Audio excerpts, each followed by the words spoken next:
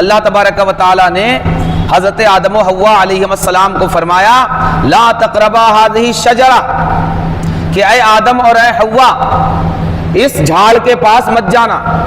اب اس جھاڑ کے پاس مت جانا منع کیا، مگر شیطان نے بہکانے کی کوشش کی.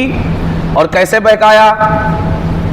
کہا کہ دیکھو تمہارے رب نے تم کو جو منع کیا ہے نا یہ والا جھاڑ کھانے سے، وجہ کیا ہے معلوم ہے؟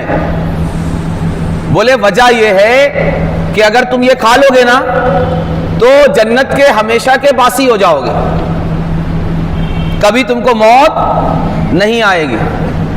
الا ان تکونا ملکین او تکونا من الخالدین کہ اللہ نے تمہیں یہ جھاڑ کھانے سے اس لیے منع کیا ہے کہ کہیں تم فرشتے نہ بن جاؤ یا تم ہمیشگی کی زندگی جنت میں نہ پالو.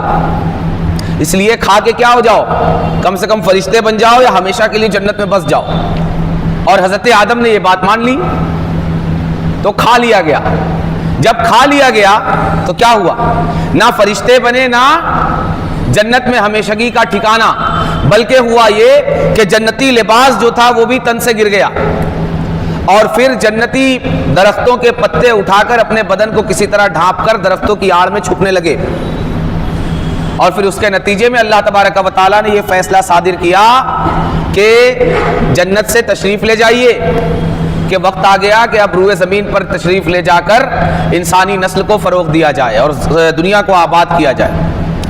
تو خاص کر عیسائیت کا عقیدہ یہ ہے کہ انسان کو جنت سے نکالنے والی کون ہے؟ عورت ہے. تو ہر برائی کی جڑ عورت. مگر قربان جائیے اسلام کی خوبصورتی پر اور اسلام جیسے خوبصورت دین پر. اسلام کہتا ہے کہ نہ مجرم مرد ہے نہ عورت، بلکہ مجرم کون ہے؟ شیطان. اسی لیے اللہ تبارک و تعالیٰ نے قرآن کریم میں کہیں بھی اعوذ باللہ من المرأۃ المجرمہ نہیں فرمایا کہ اے اللہ میں پناہ مانگتا ہوں مردود عورت سے. نہیں، اللہ نے یہ مانا ہی نہیں کہ جنت سے نکلوانے والی کون ہے؟ عورت.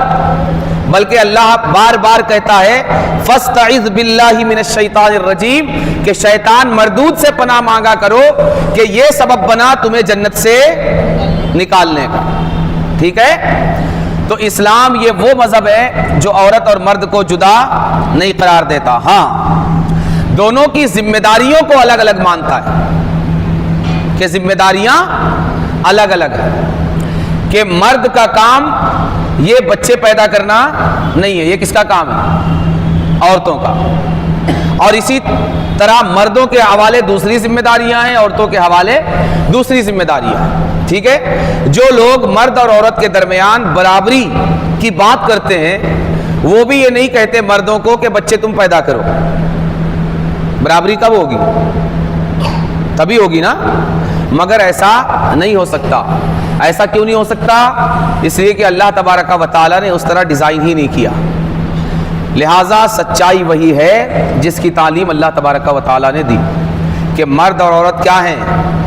برابر ہیں اپنی خلقت کے اعتبار سے، اپنی پیدائش کے اعتبار سے. دونوں کے درمیان فرق ایبلٹیز اور ذمہ داریوں کا ہے کہ ان کے پیدا کرنے والے نے ذمہ داریاں دونوں کو الگ الگ دی. جس طرح مردوں کے کاندھوں پر بھی ہر مرد کو ایک طرح کی ذمہ داری نہیں دی. جو ذمہ داری جوان کو دی وہ ذمہ داری بچے کو نہیں دی. جو ذمہ داری جوان کو دی وہ ذمہ داری بوڑھے کو نہیں دی، بلکہ ان میں بھی ذمہ داریاں کیا کی؟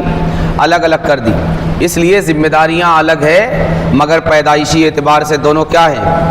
ایک ہے. اسی لیے اللہ تبارک و تعالیٰ کے دیے ہوئے مذہب یعنی اسلام اور اس کی دی ہوئی تعلیمات سے بہتر کوئی تعلیم اور کوئی دوسرا مذہب نہیں ہو